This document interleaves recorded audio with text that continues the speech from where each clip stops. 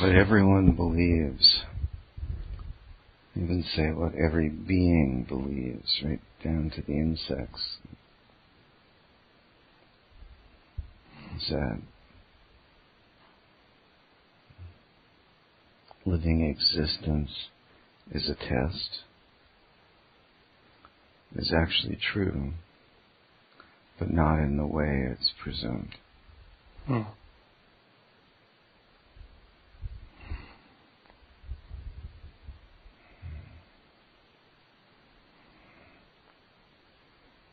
There's only one test for all beings, and it applies to all.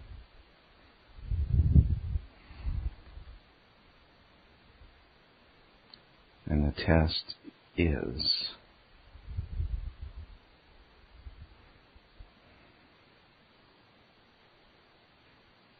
to disregard the persuasion that any test exists.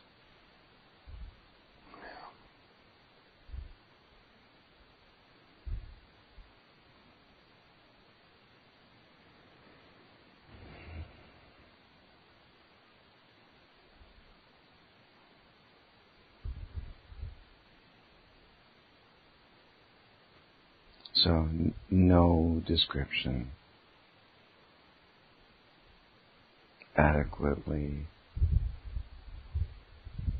conveys the truth of realization. But as close as I seem to be able to come is that beingness, awareness, void of any acceptance that awareness can be tested, that awareness must master anything. This is the ultimate test.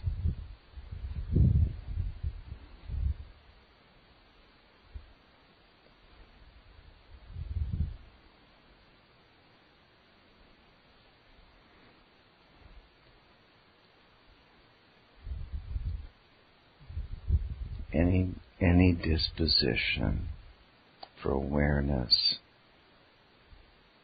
accepting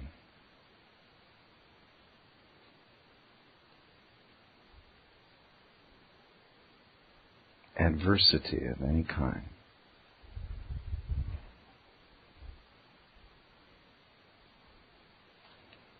this is reality. And the catapult that invokes separation, what launches and then sustains and subsidizes separation, is any notion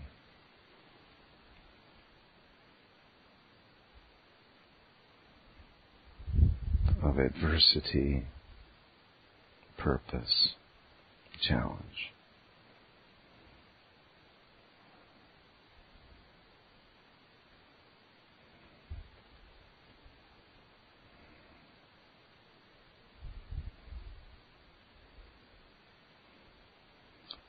With the acceptance of some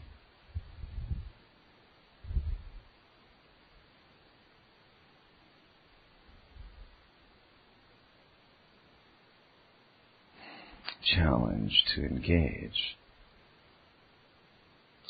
time is created.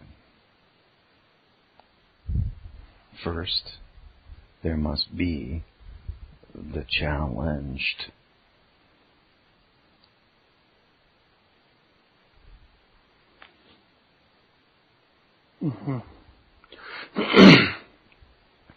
And then an infinite carpet of time begins to roll out, on which the play of the assumed challenge can weave its persuasion. prior to the acceptance of challenge, time does not exist. Yeah.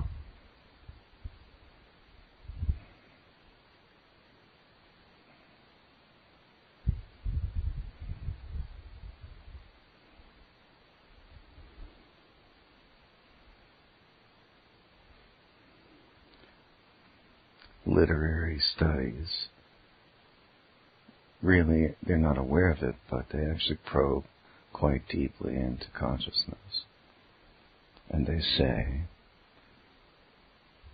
to have a beginning, you must have a subject.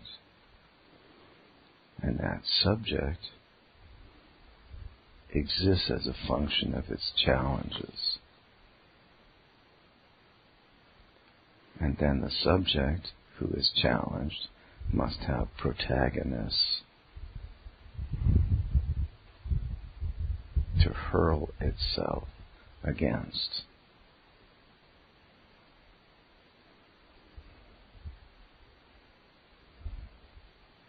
And then those events of a subject who hurls itself against protagonists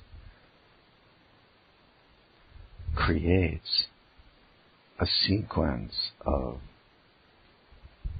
encounters, endeavors, trials, defeats, and victories, which thereby creates the sequence of circumstances that the subject I engages with, the sequencing, the change, first this, then this, then this, then this, literally creates the persuasion of time.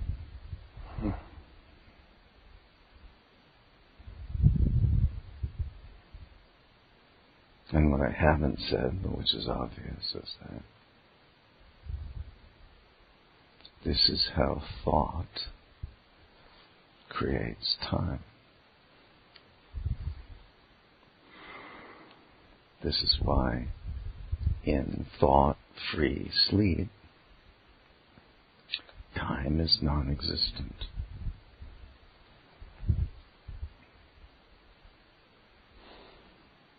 You could go to sleep for 30 years and then wake up, and if you had no memory, you could wake up in the 1800s, void of memory, void of self-description, and you would simply accept, I'm here, what is this? You could wake up in 3030, void of memory, saying, I'm here, what is this?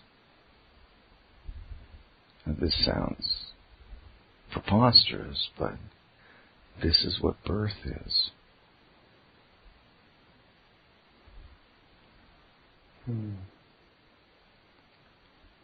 Take a first breath, void of memory, there's an acceptance. I'm here. Where is the breast? Where is the body warmth that takes this unpleasant chill off of my naked body? Yeah. So consciousness naively, instantly, without hesitation, accepts, especially void of memory.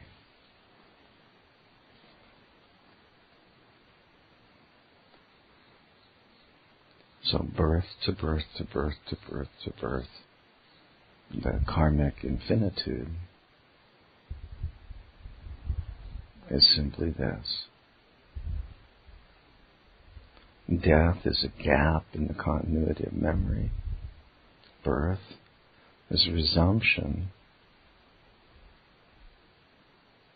in the appearance of time, circumstance, and an instantaneous embracing, I'm here.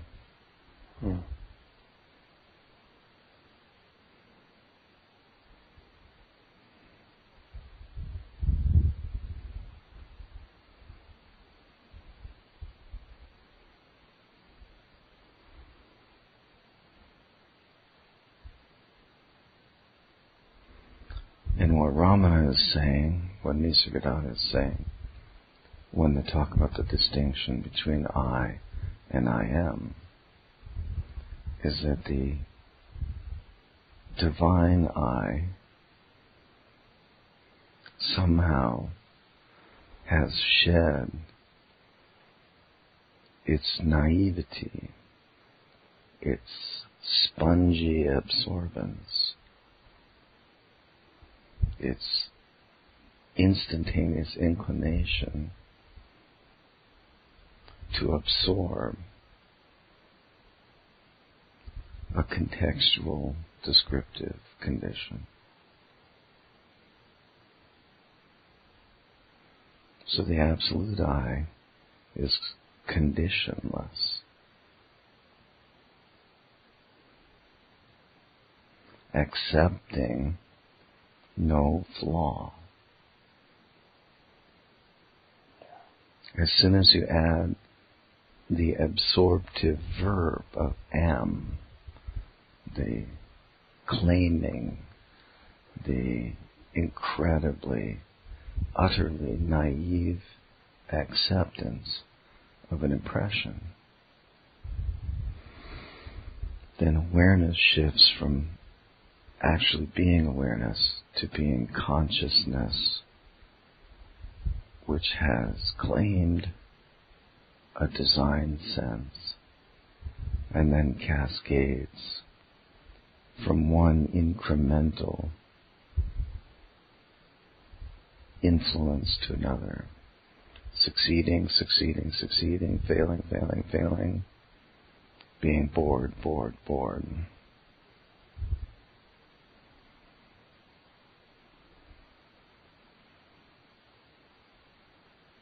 In a field of comparative relativity.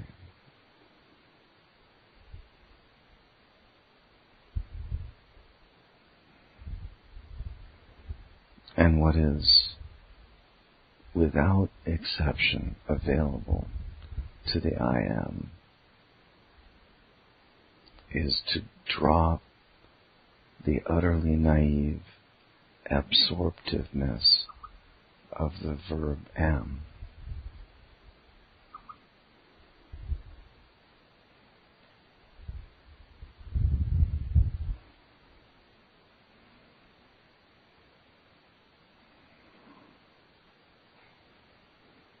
Divine, Atman, Para Brahman, awareness, absolute.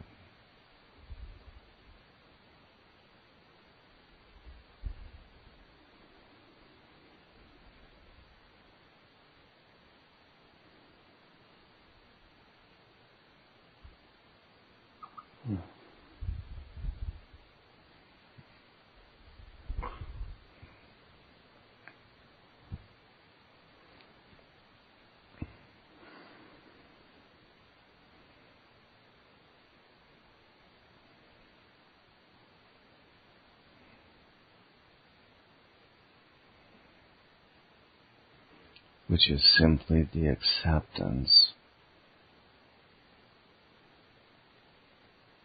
that the real I, what I truly am, has no absorptivity of impression.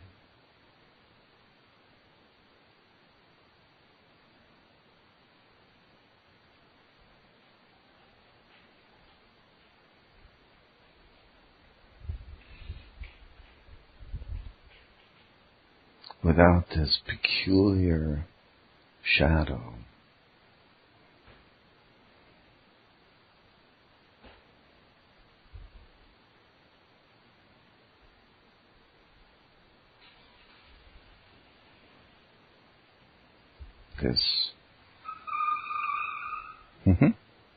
This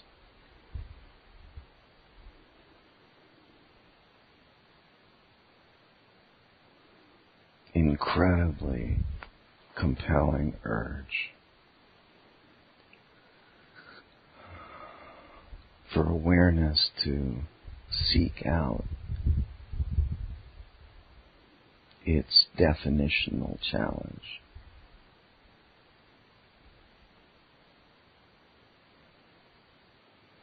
Its reactivity to incompleteness. There's only I.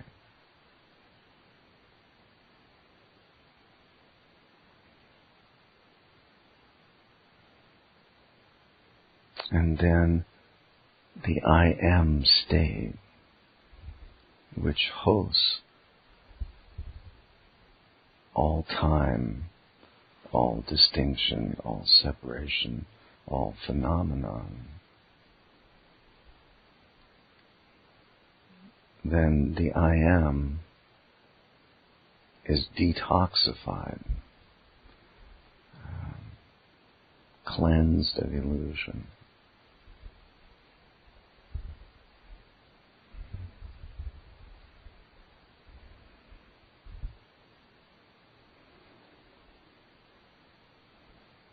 It's like putting on sunglasses.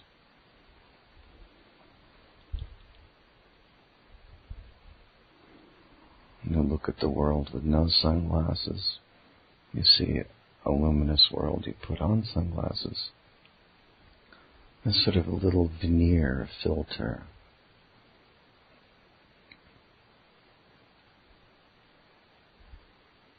That interrupts some portion of the light.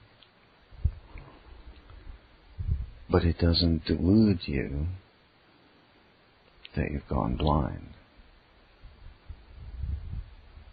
You still see everything, but through a slight veneer filter. And that made it seem a little odd that I would take a moment to say that, but when the graspingness of the state of I am, in this state you're in right this moment, when the grasping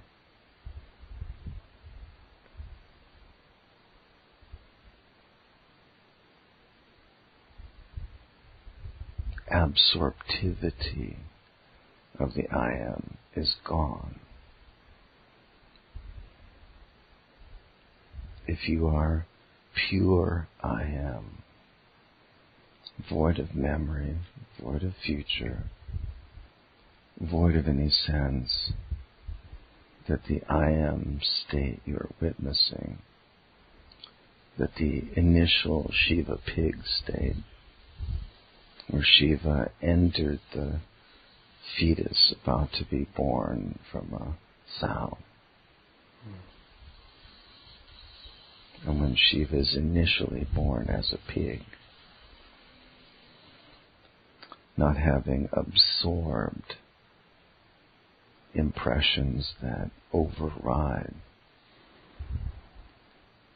just being Shiva inside of a little piggy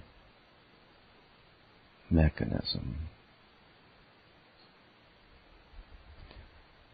I can tell you this for certain. When you are only I am, without any naive grasping, without any inference deriving from perception as consciousness. Every minuscule trickle of perception that enters that pure I am awareness will testify truth. The floorboards under your bare feet, the air moving in out of your nostrils, the sunlight in the morning, the leaves on the tree,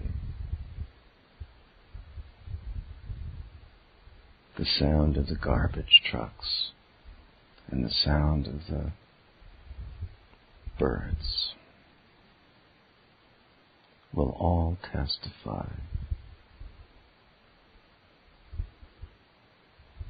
I am God, I am God, I am God.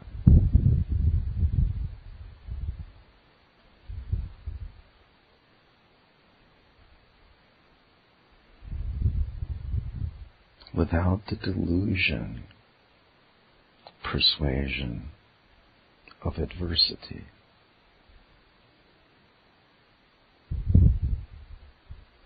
Without the naivety of seeing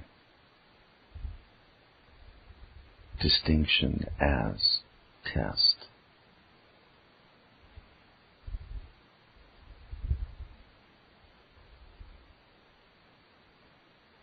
Everything witnessed will testify, will confess to you, I am God, you are God. I am God, you are God.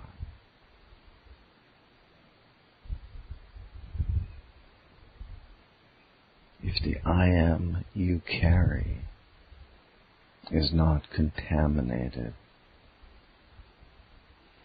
with challenge, then within distinction, being an apparent man, an apparent body, in this apparent place, in this apparent time, everything will fess up.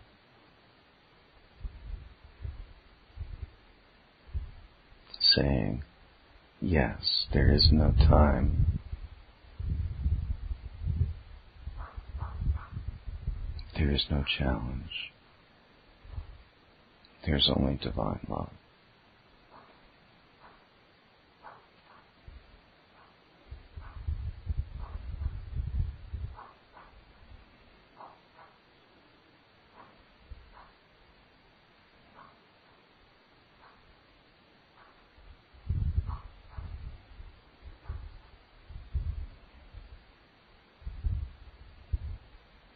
And this is what Papaji could say, quite in contrast to Ramana.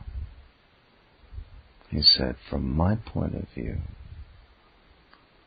the state of separation as pure I am is better than absolute union. Par Brahman Atman.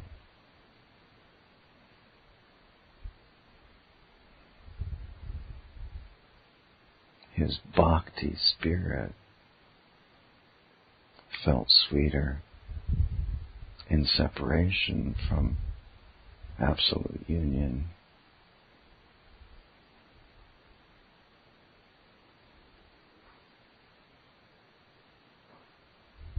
Burning in the love of the beloved. Seen in separation, distinction.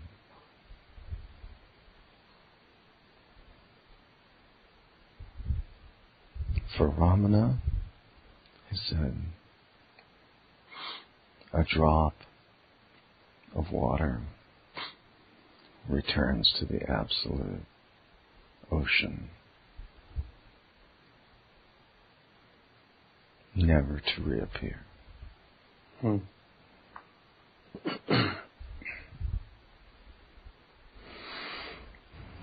And somehow in this mystery, just as there's no difference between jnana and bhakti,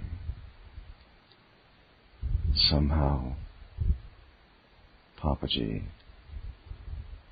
and Ramana are still the same.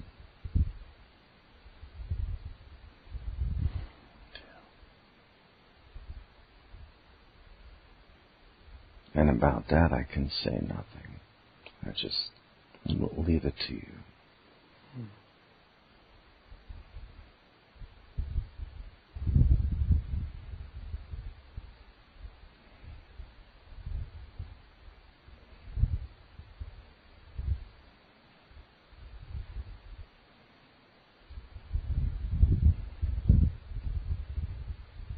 Sunlight sparkling in the leaves of a tree, little rainbows reflecting off of dewdrops on the leaves, photons being captured by photosynthetic pigments in the leaves being turned into wood, or the sunlight at its source, flying out of the cauldron of the sun, unreflected, uncolored, unshadowed. No difference, really.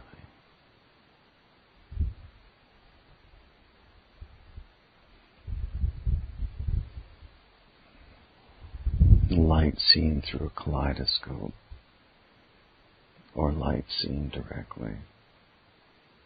Really no difference.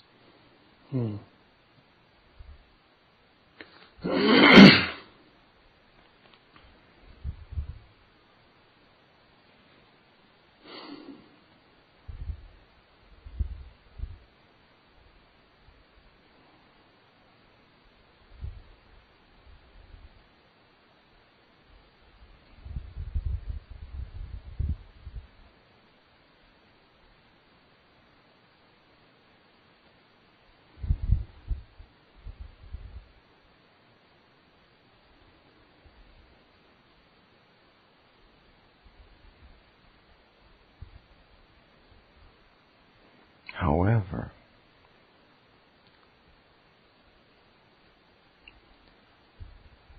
even as love is love, and love cannot be diminished from what it is, in the complexity of impressions which are infinite, that can flow into awareness from the filtered light with all of its infinite variety.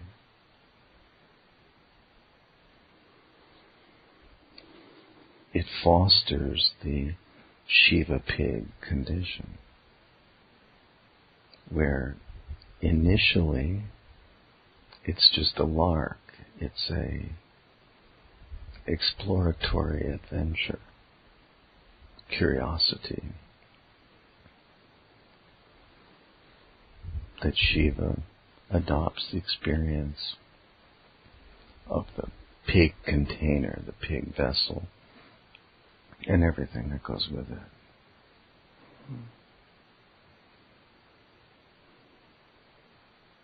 But somehow, as the impressions stack up and accumulate, as consciousness is housed in an organismic system, even Shiva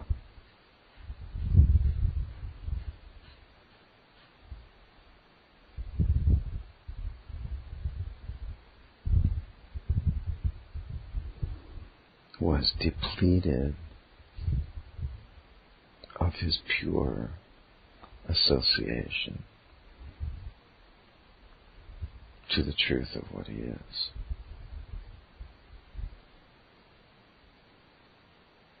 And what you should infer from this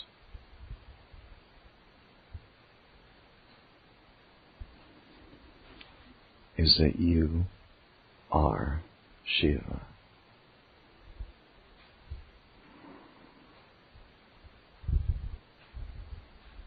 That what has happened to you and everything descriptive that you know about yourself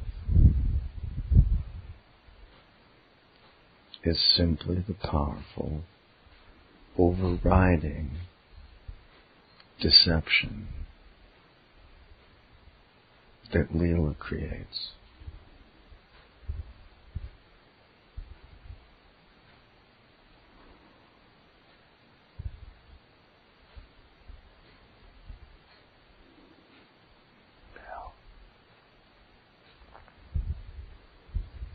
And in an instant, you can cease to construct description of what you are as an accumulation of impressions. You can just, with a sweep of your hand, brush aside every impression ever witnessed, every impression that ever could be witnessed, every impression occurring now.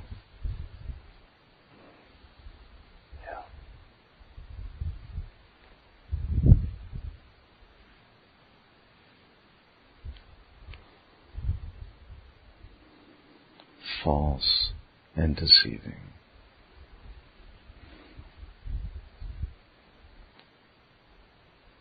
Don't think you are Shiva. Simply cease to think that you are any description. Yeah.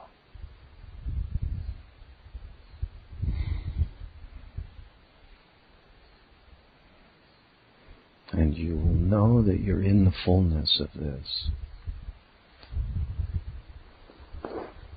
when your eyes start to see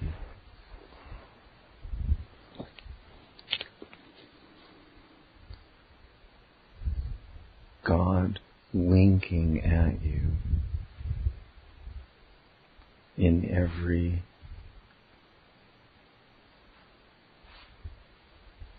sight your eyes see.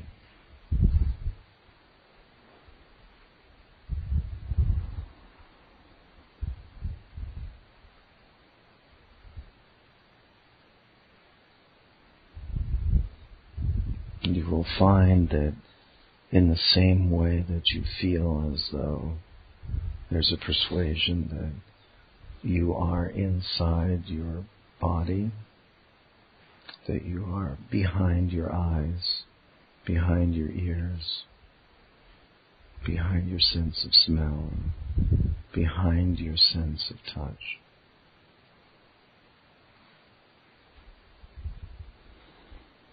You will start to very subtly at first feel as though you are inside of the things you see, that you're inside the table your hands rest on,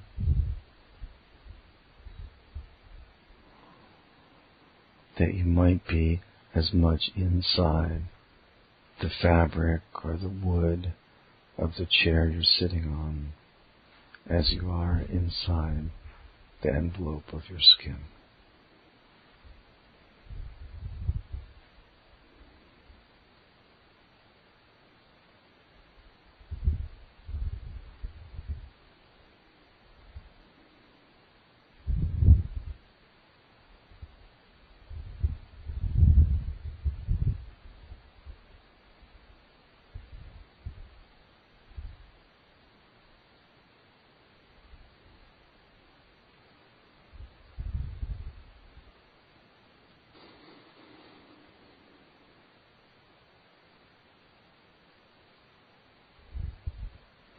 And this is why in the phase of the monumental, seemingly insurmountable disbelief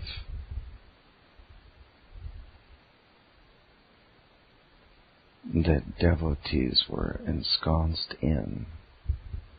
This is why Ramana said self and self-realization, being self, is the easiest thing there is. It is literally the total absence of trying.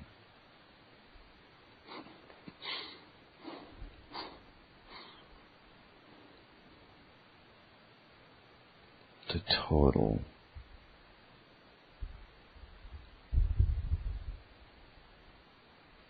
departure from the supposition that you are being tested.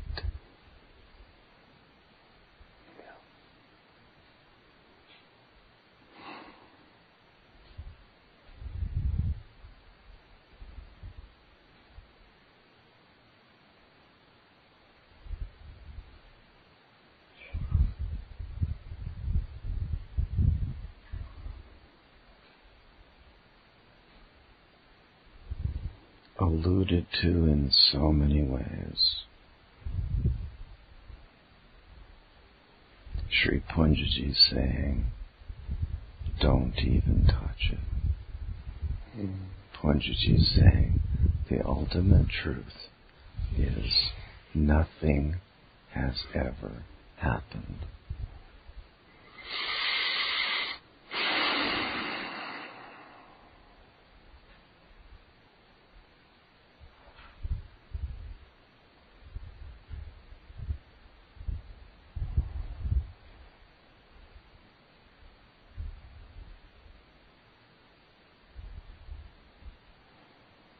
Nisargadatta saying, what I am is what watches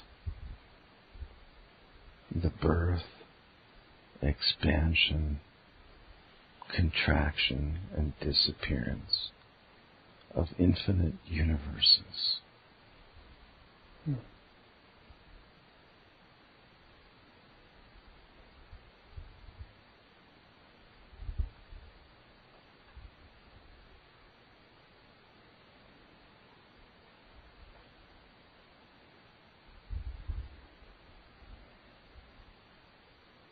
You've heard it said in thousands and thousands of divine Dharma statements that allude to the absolute truth. And now you can really drink this in.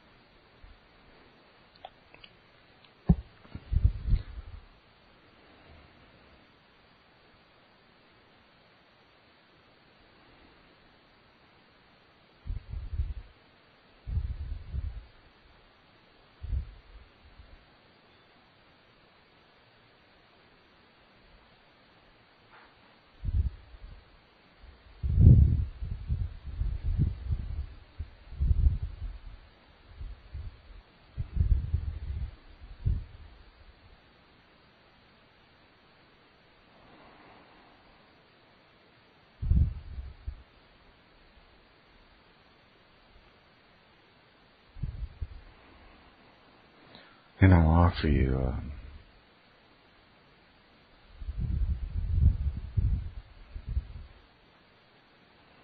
little bit funny, a little bit coarse physical analogy.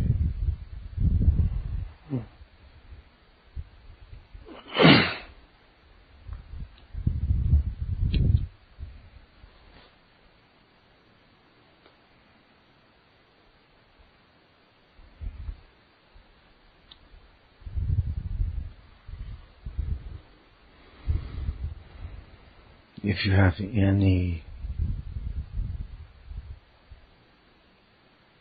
innate sense that you could have a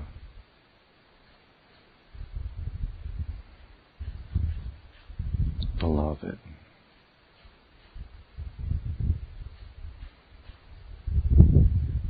your perfect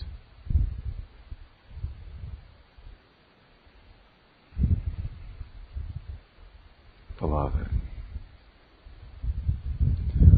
and then multiply it 10,000 times.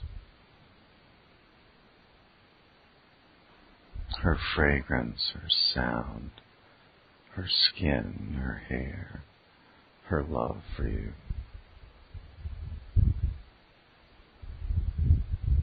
Unbelievably sweet.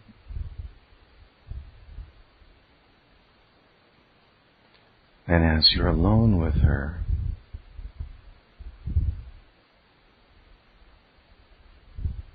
the grasping, dirty fingernails of thousands of street hookers are clawing at you to get you to turn away from her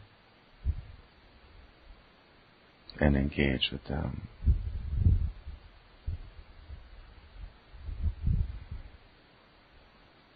The feel of those thousands of parasitic hookers trying to distract you from your beloved. You make the wise choice and you sink deeper into your beloved. You shed tiny increments of availability. You slip out of the reach of the artificial glued-on fingernails of the hookers trying to distract you.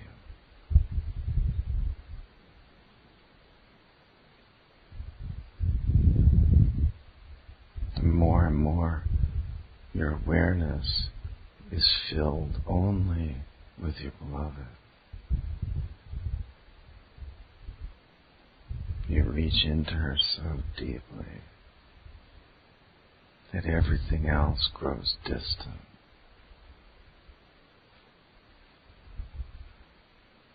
You escape the grasping thoughts by pouring yourself thoughtlessly deeper and deeper into your beloved.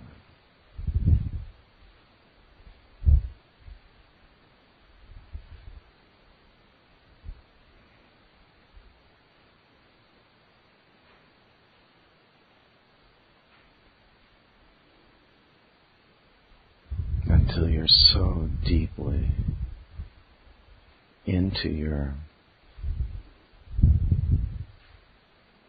empty beloved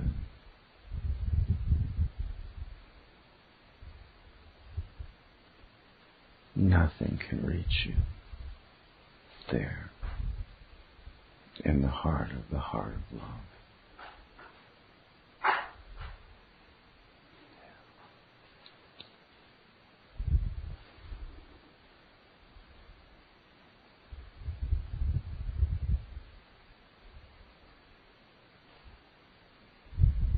And amazingly, so amazingly,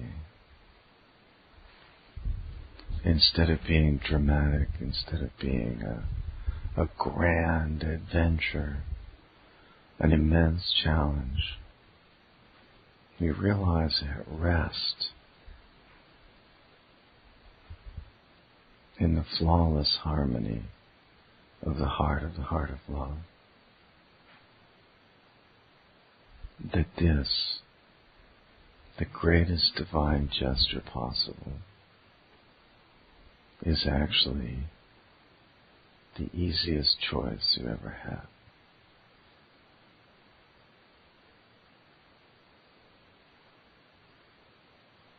And you might even chuckle.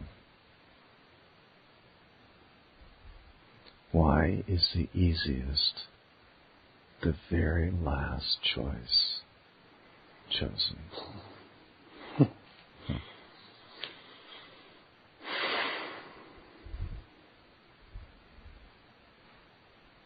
Conditioning.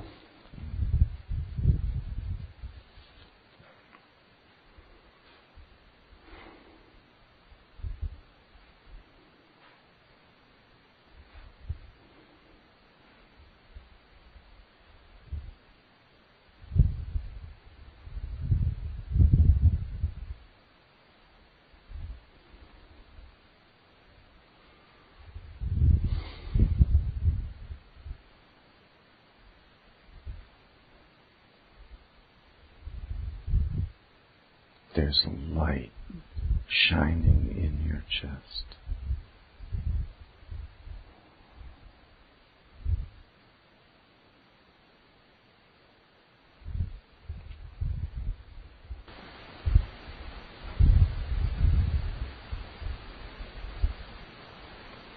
Let it be easy.